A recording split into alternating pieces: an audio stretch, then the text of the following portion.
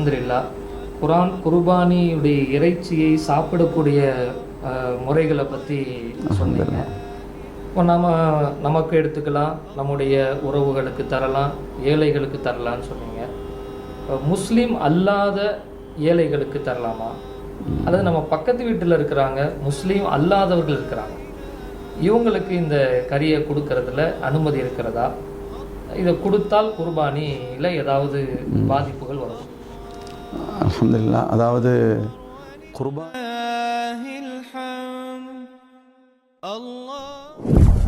இதில் இந்த பிராணிகளை வாங்கும் பொழுது கிலோ கணக்கில் ரேட்டு பேசி, இது 1 கிலோ இவ்வளவு அப்படின்னு ரேட்டு பேசி வாங்கினாங்க.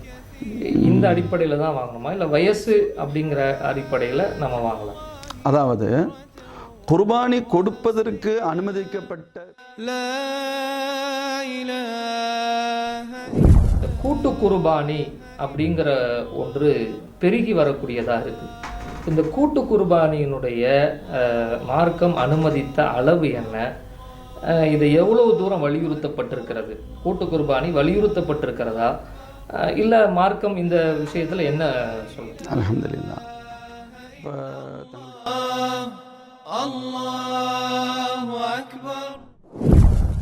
இப்போ அந்த அறுக்கப்பட்ட பிராணியினுடைய கறி இருக்குது, இதை மொத்தமாக சேர்த்து ஒரு குறிப்பிட்ட அளவு எல்லாருக்கும் தர்ற மாதிரி, ஒரு பேரில் அறுக்கப்பட்ட பிராணியினுடைய கறி அல்ல, மொத்தமாக அறுத்து ஒரு 50 கிலோ இருக்குது, ஆளுக்கு 5-5 கிலோவாக எடுத்து கொடுத்துட்றாங்க. இது எப்படி? நல்ல கொஸ்டின் தான். அதாவது போல உதாரணமாக சென்னையில் பல பள்ளிகள் இருக்குது. சில பேர் 6 மணிக்கு ஒரு இடத்துல தொழுகை நடக்குது, தாங்கள் வசிக்கிற மஹல்லாவில் 8 மணிக்கு நடக்குது. இந்த 2 மணி நேரம் இடைவெளி இருக்குது. இவங்க 6 மணிக்கே போய் தொழுதுட்டு ஒரு 7 மணி இந்த மஹல்லாவுடைய பள்ளியினுடைய தொழுகை நிறைவேறதுக்கு முன்னால், அது ஒரு ஹனஃபி மஹல்லா, நிறைவேறதுக்கு முன்னால் கொடுக்குறாங்க, நாங்கள் தொழுதுட்டோன்னு கொடுக்குறாங்க. இப்போ இந்த இடத்துல அதான் இப்போ நாம் பேசியதன் அடிப்படையில் பார்த்தால்